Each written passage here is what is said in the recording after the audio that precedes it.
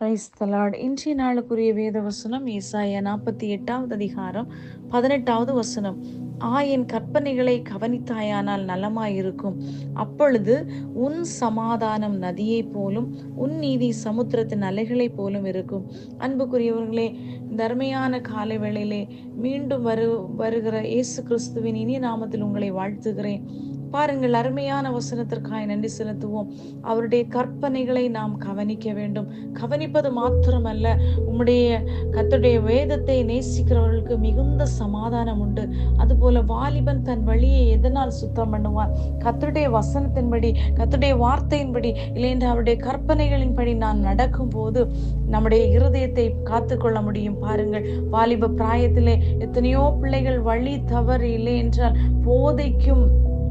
போதைப் பொருட்களுக்கு அடிமையாகி மாதுவுக்கும் அடிமையாகி வாழ்கிற இந்த காலகட்டத்திலே அவர்களுடைய உள்ளத்திலே கர்த்தருடைய வேதம் இல்லை, கர்த்தருடைய வார்த்தைகள் இல்லாதபடியினாலே அவர்கள் சிக்குண்டு இழுபட்டு சோதனைக்கு உட்படுத்தப்படுகிறார்கள். அன்புக்குரியவர்களே, இன்றைக்கு பெற்றோராகிய நாம் நம்முடைய பிள்ளைகளுக்காக மாத்திரமல்ல, உலகத்தில் அழிந்து கொண்டிருக்கிற வாலிப பிள்ளைகளுக்காக நாம் ஜெபிக்க கடமைப்பட்டிருக்கிறோம். பார்க்கும்போது ஒருவேளை அவர்களிடத்தில் நாம் போய் சொல்ல முடியவில்லை என்றாலும் நமக்கு ஜெபிப்பதற்கு கர்த்தர் நமக்கு நேரத்தையும் நமக்கு சூழ்நிலையும் தந்திருக்கும் போது, எந்த சூழ்நிலை என்றாலும் ஒரு தவறான ஒரு கண்ணோட்டத்தில் போகக்கூடிய ஒரு வாலிபனை காணும் போது நாம் ஜெபிக்கும் போது அந்த ஜெபம் கண்டிப்பாக அந்த பிள்ளையோடு கிரியை செய்ய ஆரம்பிக்கும்.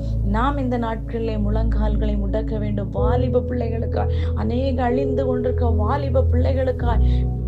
இன்றைக்கு உலகத்திலே எங்கு கேட்டாலும் சமாதானம் இல்லாத ஒரு சூழ்நிலை. அந்த சமாதானம் நதியைப் போல ஒழுக வேண்டுமானால் நீங்களும் நானும் கர்த்தருடைய வேதத்தை தியானிக்க வேண்டும். வாலிபன் அவருடைய வார்த்தையின்படி தன்னுடைய வழியை காத்து கொள்ளும் போது அவன் செப்பனிடப்படுகிறான். அப்படியாய் செப்பனிடப்பட வேண்டுமானால் நாம் இன்றைக்கு கர்த்தருடைய சமூகத்திலே காத்திருக்க வேண்டும். அப்பொழுது கர்த்தருடைய நீதி வெளிப்படும். உங்களுக்காக கர்த்தர் நீதி வெளிப்படுத்த உண்மையும் நீதியும் உள்ளவராயிருக்கிறார். இந்த நாட்களிலே அவருடைய நீதிக்காக காத்திருப்போம். அவர் உங்களை விடுவித்து காக்க வல்லமுள்ள தேவனாயிருக்கிறார். ஆமேன்.